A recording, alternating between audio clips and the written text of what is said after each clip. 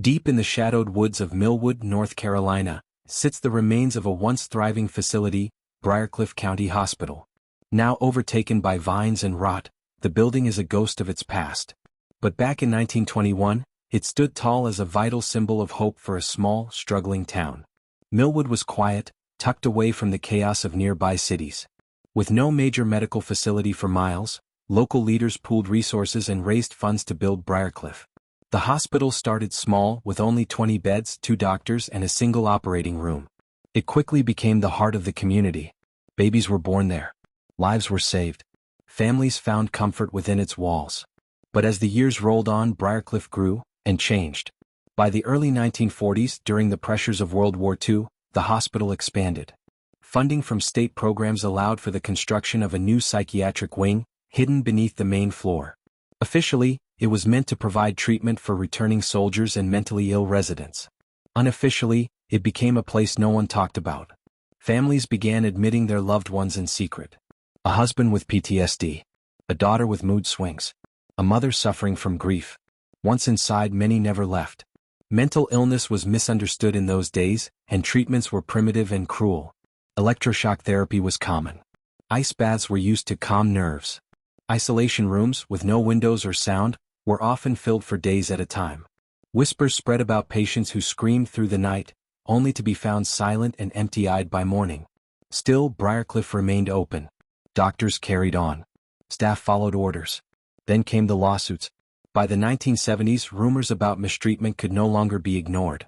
Families claimed their relatives were being drugged without consent. Some patients were reported missing. Others died suddenly with no clear cause. One nurse, Eleanor Pierce, vanished during an overnight shift in 1978. Her belongings were found neatly folded in the staff lounge. The elevator button was stuck on the basement level. No one ever found her body. Police investigated, but the case quickly went cold. In 1984, a fire broke out in the psychiatric wing. It started in the records room and spread fast. Firefighters said it looked like the flames had been set from the inside, but no one was there. Luckily, the hospital had already been mostly evacuated due to budget cuts. Still, one janitor was found dead near the elevator. That same year, Briarcliff closed its doors for good. Officially, it was due to funding issues and safety concerns. But locals believed it was something more. They believed the building had turned on itself. From that point on, the hospital became a source of mystery and fear. Teens dared each other to walk its halls at night. Ghost hunters whispered about it on forums. Local news avoided the topic entirely. Yet one question remained: what really happened in Briarcliff? In the decades since its closure, strange things have continued to happen. People have reported lights flickering in windows, though no power runs through the building. Some have heard voices or seen shadows move across rooms. Others said they felt watched even when standing alone in the woods nearby. Locals started calling it the place that watches back. Historians tried to investigate, but most of the hospital's records were lost in the fire. Only fragments remain: patient charts with blacked-out names, scribbled notes from doctors, and eerie photographs of empty beds lined in rows. But one thing is certain: Briarcliff was more than just a hospital. It became something darker. The deeper you dig, the more unsettling the story becomes. And for those who dare to go near it today, the building doesn't feel abandoned. It feels aware. Some say if you stand at the front doors long enough, you'll hear them creak open on their own. Others claim the spirits inside are still waiting, for answers, for peace, or for someone new to join them. So what really happened after that fire? Why did the building refuse to die? And what secrets are still hidden inside its crumbling walls? It was supposed to be a harmless exploration.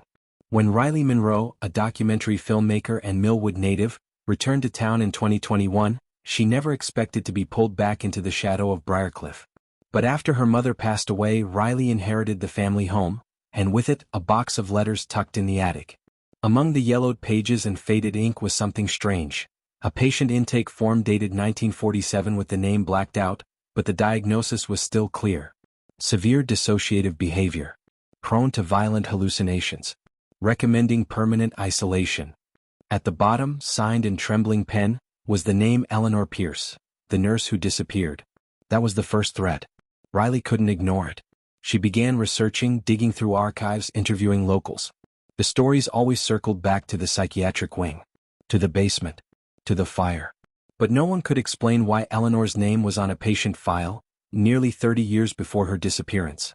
The deeper she looked, the more disturbing it became. Photos from the 1950s showed Eleanor in uniform, smiling, standing beside patients. Yet the patients' eyes were scratched out in every image. Entire faces blurred, almost smudged by hand. And behind her, barely visible in the background, was a dark figure. Tall, indistinct, and always watching.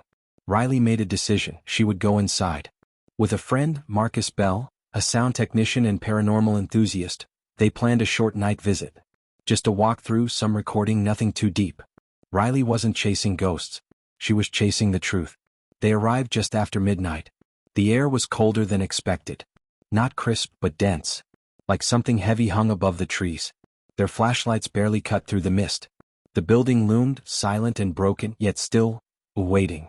The main doors had been boarded up years ago, but one side entrance near the loading dock remained partially open, warped by time and weather. As they stepped inside, the smell hit them first: mold, rot, and something metallic. Blood? Old machinery? It was impossible to tell. The reception area was frozen in time. A broken gurney lay on its side. Faded magazines scattered across the floor. The nurse's desk still had a rusted bell on top. Marcus rang it, half joking. It echoed through the halls. Too loudly. Riley's camera picked up the sound distortion almost instantly. A low hum vibrated through the audio feed, though neither of them heard it in the moment. Only later, during playback, would they notice the whisper underneath. "Don't leave her." They moved through slowly, floor by floor. The walls were tagged with graffiti from decades of trespassers, but deeper inside something changed. No markings. No vandalism. It was like parts of the hospital had been forgotten even by time. And then they found the elevator. It still stood, wedged in place, the doors half open with thick black soot surrounding the frame. This was where Eleanor was last seen. Marcus approached the call button. It was stuck. They both heard it. A mechanical groan. Something stirred from the shaft below, like cables shifting. But there was no power. No generator. No source. Riley stepped back, uneasy. Her fingers clutched the patient form she had kept in her coat pocket, now damp with sweat. She turned to speak, but Marcus was staring down the hall, frozen. A figure had just crossed the corridor. No footsteps. No noise. Just movement. Riley spun around and raised her camera, but nothing showed in the lens. Only a flicker. A static glitch. And then, that feeling. Like they weren't alone. They pressed on, against instinct, against every ounce of reason, heading toward the basement stairwell. The door was warped but unlocked. As they descended, the temperature dropped again. Their breath fogged in front of them. The steps creaked beneath their weight, and a low drip echoed somewhere below. Drip, drip, drip. They reached the basement landing. The walls here were different, lined with old metal panels and patient room doors, each with a tiny viewing slot. Most had been welded shut. Except one. Room 12. The door was ajar. Riley stepped forward, pulled it open, and froze. Inside was a single metal chair. Shackles at the legs. Stains on the floor that had never dried properly. And scratched into the far wall in messy, desperate lines. They made her forget. As Riley lifted the camera, her screen went black. And that's when Marcus whispered, "Riley, someone's standing behind you." Riley didn't turn around right away. Her spine stiffened. Her breathing slowed. She tried to listen beyond the pounding in her ears. But Marcus's words, "Someone's standing behind you," echoed through her skull like a siren. She turned the camera toward the doorway behind her. Nothing. Just the dim hallway. But Marcus wasn't joking. His face was pale, his mouth slightly open. He was still staring not at her, but past her. Riley spun around again and scanned room 12. Still empty. Still cold. And yet, the air was different now. Heavier. The walls seemed to press inward. She stepped back, nearly bumping into Marcus. "Are you sure?" she whispered. He nodded slowly. "I swear I saw someone, just for a second. A woman. Long hair. Hospital gown." But her eyes weren't right. They moved out of the room quickly, hearts racing. As they returned to the hallway, Marcus paused and glanced back at the door. It was now completely shut. Neither of them had touched it. Riley reached for the handle to test it, but it wouldn't budge. Sealed tight. She stared at it for a long moment, then slipped the patient file from her pocket. "They made her forget," she muttered, reading the scratched words again in her head. "Maybe Eleanor wasn't just a nurse," Marcus said. "What if she was also a patient here, before she ever started working? Riley felt her stomach twist. The intake form was from 1947. Eleanor didn't start working at Briarcliff until 1960. Could someone fake a document that old? Or had the hospital hidden her past? And if they did, why? They decided to go deeper. Beyond room 12, the corridor opened into what used to be the record storage area. Most of it had burned just like reports said. But amid the charred cabinets and ash-covered floors, Riley spotted a stack of blackened folders, half buried under a collapsed ceiling beam. She knelt down, pushing debris aside, careful not to breathe in the soot. The folders were fragile. Many were unreadable. But one still had a visible name, patient number 1184, Eleanor Pierce. Riley and Marcus exchanged a look. She opened it slowly. Inside were several handwritten notes, therapy logs, medication sheets, and a grainy black and white photo. It was Eleanor, younger, staring blankly at the camera. The log entries were brief but chilling. Patient exhibits signs of dissociation and vivid hallucinations. Frequently speaks to people who aren't present. Claims she knows things before they happen. Requested isolation after she predicted the death of another patient, who was found unresponsive 2 days later under unexplained circumstances. Staff increasingly unsettled. Some believe she's influencing other patients. Possible group delusions forming around her. The last entry was dated October 31, 1948. Patient insists something lives in the walls. She warns of an entity that feeds on forgotten pain. Staff to recommend transfer to long-term containment. Riley whispered, she predicted someone's death, and the hospital covered it up. As she flipped the page, a sound came from down the hall. A dragging noise. Slow. Scraping. Like something heavy being pulled across the floor. Marcus raised the sound mic, now shaking in his hands. The boom captured it, clear and close. Drag, drag, pause. Drag, drag. They backed away from the records room and turned toward the hallway where they came in. But it wasn't the same hallway anymore.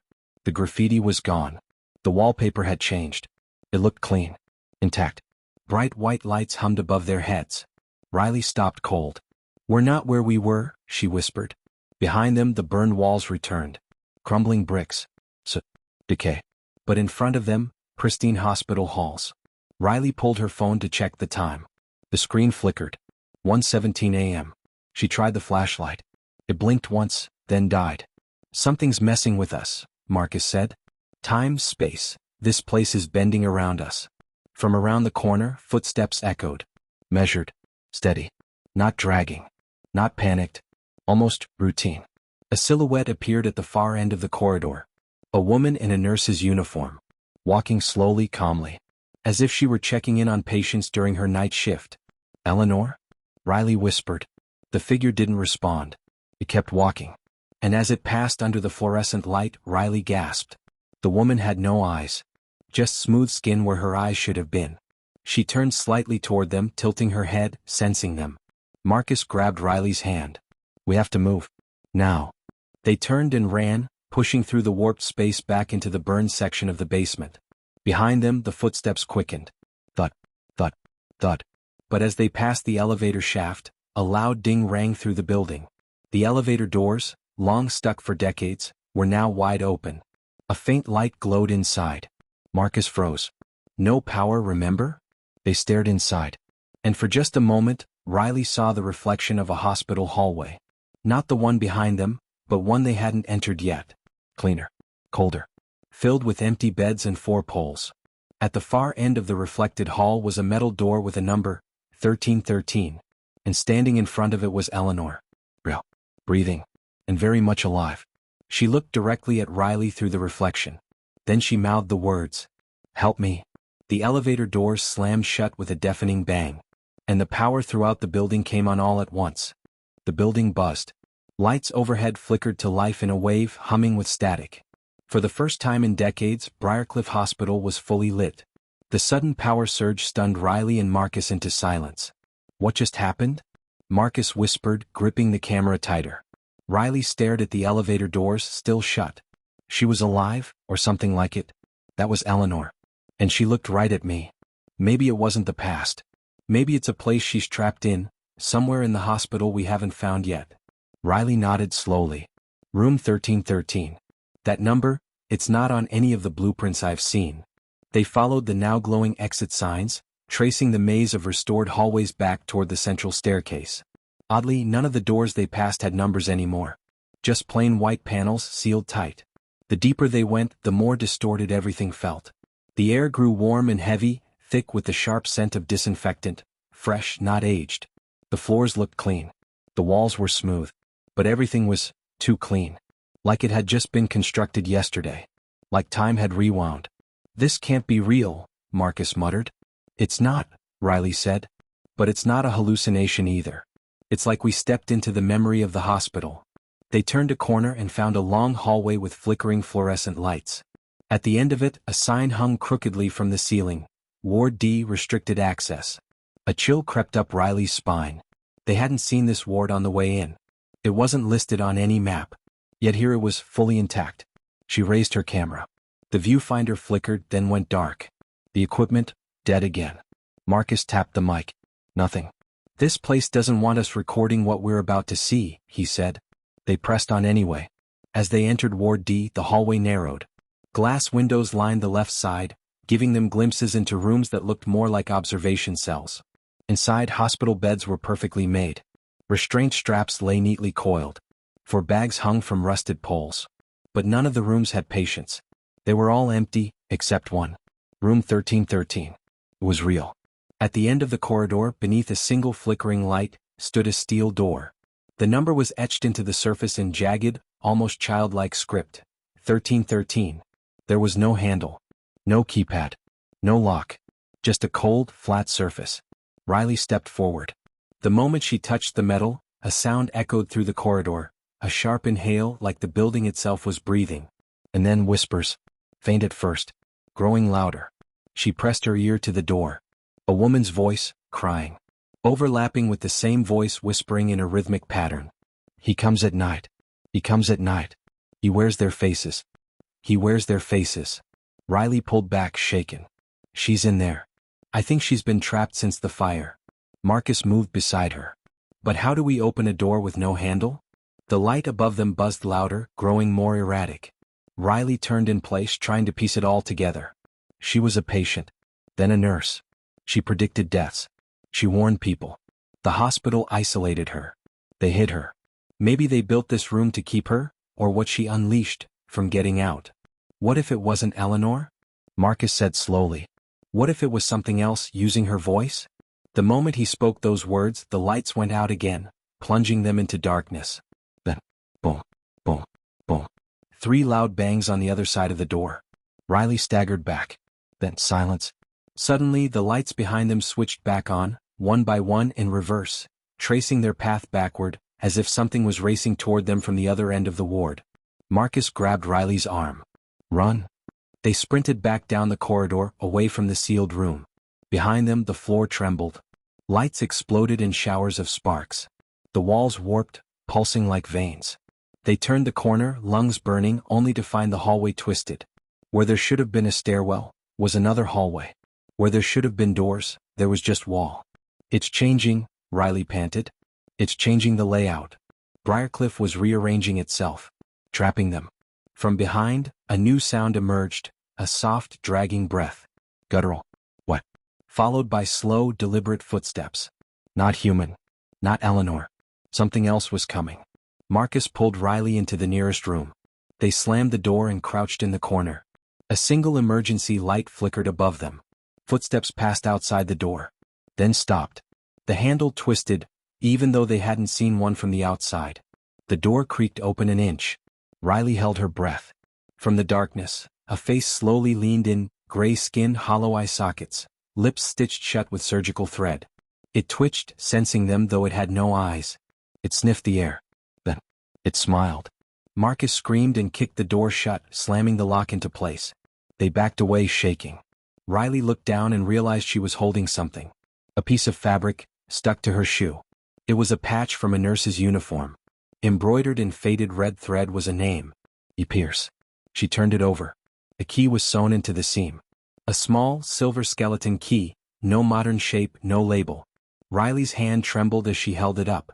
"The door," she whispered. "Room 1313. It doesn't have a lock, but maybe it was never meant to." Marcus stared at her. "You think that thing outside is guarding it?" No, Riley said, rising slowly to her feet. I think it's trying to keep us from letting her out. Riley stared at the small skeleton key in her palm, her fingers trembling. The metal felt ice cold, like it had just been pulled from a freezer. And yet something about it felt alive. Marcus leaned closer, still breathing hard. You really think that key fits the door with no handle? Riley nodded. The name on the fabric, E. Pierce. That's Eleanor. This key was sewn into her uniform. She wanted someone to find it. Someone to open the door. Marcus looked uneasy. Or maybe she wanted it to stay buried. What if we're doing exactly what the hospital was trying to prevent? Silence fell between them. The air in the room grew heavier, thicker, like it was pressing against their skin. Then a soft knock at the door. Just once. Not urgent. Not violent. Just patient. Riley stuffed the key into her pocket. We can't stay here. That thing outside, it's not going to wait forever. They slipped out of the room quietly. The hallway was still distorted, but strangely still. The lights had stopped flickering, the buzzing had faded. It was too quiet now, like the building was holding its breath. They walked quickly, retracing their steps back to Ward D. As they reached the corridor, they saw the door again. Room 1313. Still sealed shut. Still smooth, handleless, cold steel. The jagged numbers glowed faintly in the dim emergency lighting. Riley stepped forward, heart pounding. She pulled the key from her pocket. There's no lock, Marcus whispered. Where do you even put it? Riley looked over the door carefully. Then she noticed something strange. A thin seam, almost invisible, near the center of the steel, shaped like a keyhole but covered by a thin metal flap. She pressed the key forward. The flap snapped open. The key fit perfectly. As she turned it, the floor rumbled. The walls trembled. The air vibrated, like the building was moaning from deep inside its structure. The door unlocked with a soft click, but didn't open. Riley and Marcus stepped back, staring. Then, slowly, painfully, the steel door began to slide open on its own. Beyond it was a narrow, dark corridor lined with old, exposed brick. No lights. No windows. Just a long, suffocating tunnel stretching forward into complete darkness. Marcus raised his flashlight, but the beam flickered and died the second it crossed the threshold. It's not just darkness, Riley said. It's something else. Still she stepped forward. Marcus hesitated. Riley. I have to know, she said. This story, her story, it's not over. She wanted someone to find her. I'm not stopping now. He sighed and followed. The moment they crossed into the hallway, the door slammed shut behind them. The sound echoed like a gunshot. They were inside. Inside room 1313. The darkness swallowed them. It was thick like walking through ink. The air was freezing and smelled of mold, rust, and something deeper, something rotten. They moved slowly, guided only by touch. The walls were wet. The floor uneven. Then ahead, a faint glow. A red emergency light flickered to life, revealing a chamber at the end of the hallway. In the center of the chamber was a hospital bed. Straps hung from the sides, worn and stained. An old 4-pole leaned beside it, the bag filled with dark, unmoving liquid. And lying in the bed was a figure. Pale. Eyes closed. It was Eleanor. But not as Riley had seen her in the vision. This Eleanor looked peaceful. As if asleep. Wires trailed from her arms to machines that hadn't worked in decades. Her body was thin, almost translucent. Like a ghost caught between forms. Suddenly, Eleanor's eyes snapped open. They were white. No pupils. No emotion. Then she spoke. You shouldn't have come. Riley froze. Her throat tightened. Eleanor sat up slowly. The machine sparked and died behind her. They kept me here to contain it. Not to protect me. To protect you. Marcus stepped forward. To contain what? Eleanor's head turned sharply toward him. The thing that wears faces. The thing that mimics the living. It fed on fear. On trauma. And the hospital gave it plenty. She looked down at her hands. I tried to warn them. But when they didn't listen, it attached to me. Now I'm the cage. Riley took a shaky breath. The fire, did you start it? No, Eleanor whispered. But I let it happen. I thought if I died it would end.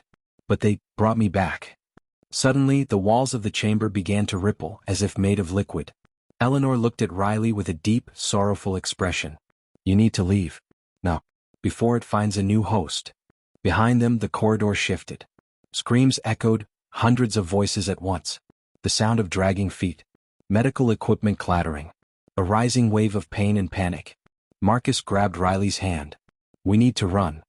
But Eleanor held up her hand. It's too late. The bed she had risen from began to move, twisting, groaning, the metal bending outward like something was inside. Something waking up. Suddenly, the bed split open. From inside it, a second figure sat up. Not Eleanor. This one had no eyes. No mouth. Its skin was smooth and pale like wax. It tilted its head, mimicking Eleanor's every movement. Riley stumbled back. That's it, Eleanor said. That's the thing. It learned how to make copies. It doesn't kill. It becomes. The figure turned to them. It opened its mouth, except it didn't open at all. The skin peeled back in a perfect circle, revealing rows of teeth where a throat should have been. Eleanor grabbed Riley's arm. You have the key. But it's not to open doors. Riley stared at her. Then what is it for? The thing rose from the bed, twitching, jerking with broken, puppet-like movements. Eleanor looked into Riley's eyes. It's for locking it in. And then the lights exploded. Darkness swallowed them whole. And the creature lunged. The darkness was suffocating. Riley's breath hitched as the world around her shifted. It felt like the walls of the hospital were closing in on them. She could hear the creature's breathing, sharp, ragged, and unnatural, growing closer. Her heart pounded in her chest as the air turned frigid. Then a snap. A sickening crack. The thing, whatever it was moving, its limbs twisting unnaturally as it rose from the bed. It crept toward them, dragging its malformed body along the floor. Riley could hear the tearing sound of skin scraping against the concrete. She backed away, stumbling, her eyes darting around the room.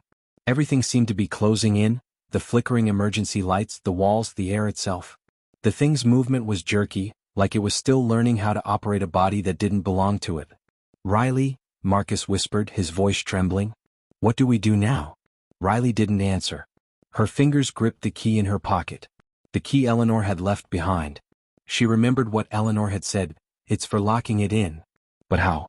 The creature had already escaped its prison. It was out. It was free. It was learning. It was becoming something else. Eleanor's pale face was etched with pain. She stood frozen, her eyes pleading with Riley. You have to lock it away. It cannot leave this place. But Riley wasn't sure how to do that.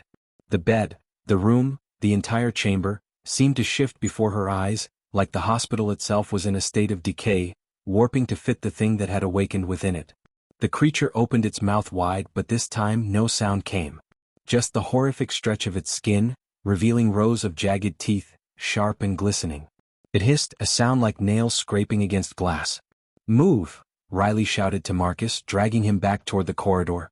But he froze in place, unable to take his eyes off the thing. Marcus! Riley screamed. She grabbed his arm, forcing him to look away. We have to get out. Marcus yelled. But his voice faltered. There was no escaping this. Not now. The creature lunged forward, but Riley was quicker. She yanked Marcus through the hallway, her feet slipping as she dragged him toward the door. As they neared the exit, the sound of pounding feet echoed from behind them. The creature was chasing them. No, it was hunting them.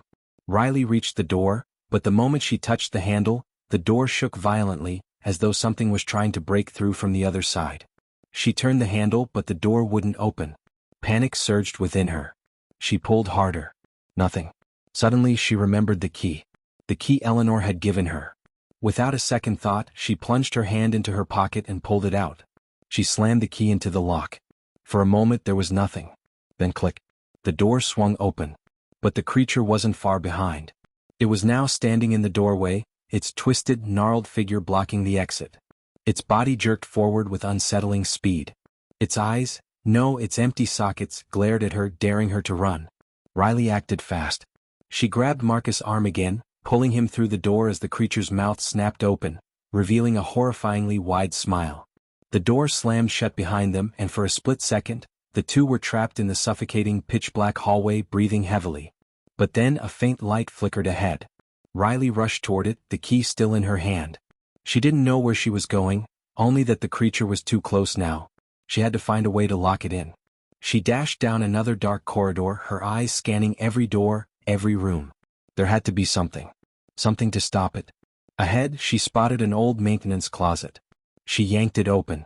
Inside, the room was filled with rusted tools, broken machinery, and old hospital equipment.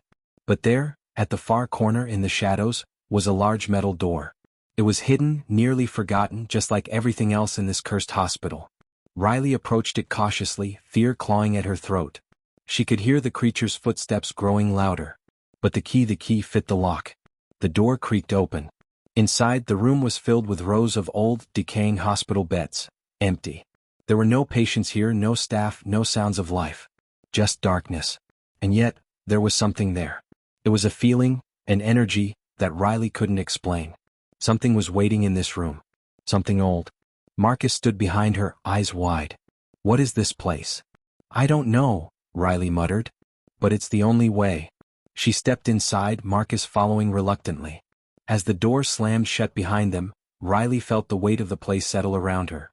And then they heard it. A whisper. Cold. Unmistakable. "Welcome back." Riley turned to see. Nothing. But then, slowly, the walls around them began to shift. The room was alive. The hospital was alive. The creature was no longer contained. It had taken on its final form, one that could no longer be locked away. And it was coming for them. Riley's heart raced. This was the end. Or was it? The key. The key. She fumbled with it, pressing it against the metal wall, searching for a way to use it, to lock it in. A crackling sound erupted from the walls. The key, it was glowing. And then the ground trembled. Everything stopped. For a moment there was silence. Then, with a single screech, everything collapsed. The walls, the floor, the ceiling, the hospital, everything vanished. Riley and Marcus found themselves standing outside, back in the woods, surrounded by an eerie stillness. The hospital was gone. The darkness faded. And all that remained was silence. Did the curse of Briarcliff finally end? Or has something much darker been unleashed? We may never know for sure. If you enjoyed this chilling story, be sure to like, comment, and subscribe for more terrifying tales from the past. Let us know what you think happened at Briarcliff Hospital, and share your own theories in the comments below. Until next time, stay safe, and keep your doors locked.